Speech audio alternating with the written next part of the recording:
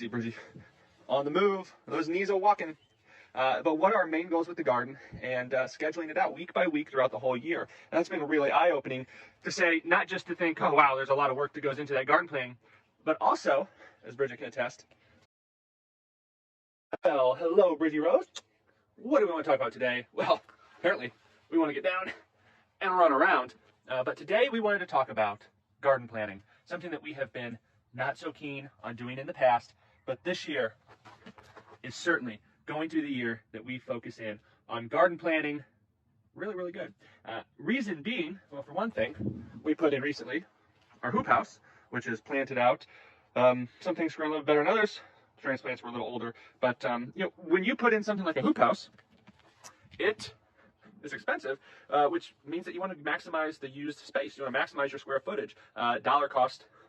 Figuring how much dollars you're spending to grow something in here is a lot more drastic than, say, just outside. And so we really wanted to focus on maximizing what we can grow in here when we're transferring things over. And also, I've been habitually bad about, and Bridgie, you can probably attest, why don't you come here? Oh, that's probably weird of you. You can attest that in the past, we have grown fun things, but last year we really honed in on growing things to eat, on growing specific crops that we wanted to eat, that we wanted to have to save, like tomatoes to put up for sauce, or peppers for pickling, different things, that sort of sweet potatoes for storing all winter. And so when that is the worry, you really want to plan to maximize your space. If you just want to grow a few things here or there, that's something. And also, without planning, you find yourself, like we have, is to say, oh, I don't have the space, so I better make a new plot, or I better grow the garden, or we have to do this or that.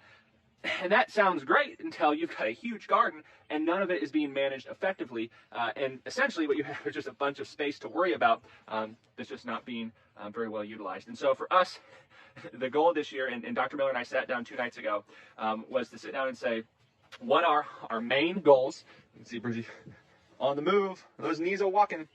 But what are our main goals with the garden and scheduling it out week by week throughout the whole year. And that's been really eye-opening to say, not just to think, oh wow, there's a lot of work that goes into that garden planning, but also, as Bridget can attest, how much more you can get in.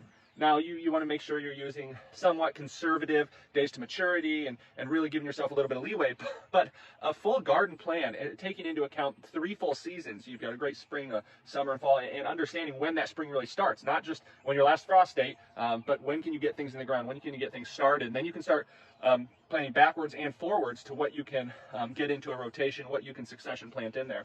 And so one thing, we talked about, Bridget and I did, well, what was it, Bridge? I think it was 3 or 4 days ago, we had talked about getting out in the garden, because you can't do anything if you're just staying inside. So get out in the garden, that's our first thing. But then now it's to plan. Nothing really successful happens without a good plan. And so for us, the garden can sometimes be fun, and there are certainly just fun areas. Oh, yucky hands. Well, not yucky, but I don't want to put them in my mouth. The garden can certainly be fun sometimes where you just, oh, I want to throw this in here or there.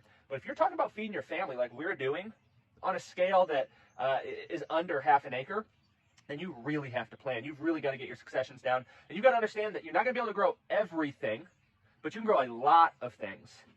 And you can grow a few things, or a little of a lot of things, or somewhere in between. And we're definitely trying to be reasonable, and we don't just want to have all the field corn and then just eat grits and corn, corn 3 times a day, or have to. If we want to, we can.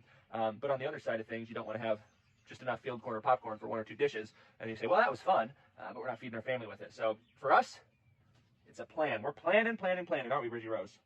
We certainly are, and we hope that you are too. We love you. We'll see you in another video.